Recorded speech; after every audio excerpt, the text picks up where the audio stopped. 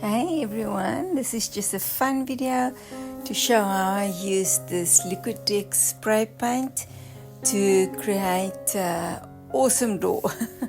So I just sprayed quite a lot on there, and it depends on how far, how close you hold the nozzle, which effect you get. So, and then I just took a stiff brush and with some water in it, and I just started to kind of scrape away or scratch away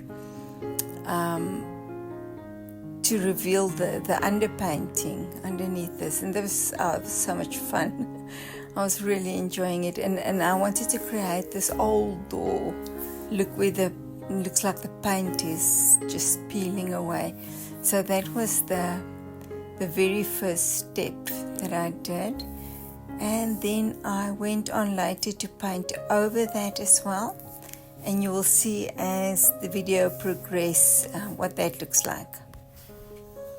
Okay, so there you can see just the underpainting, and what I did with the spray paint, I continued to develop it, and you can see the paint that has been scraped away, and I actually used that as a guide then to add my different colors of paint, and I just kept on adding. Then I went to some oil paint, started painting with the oil paint over there, and this was quite tricky not to create too much depth, because I didn't want it to look like the paint was the bottom paint was deep.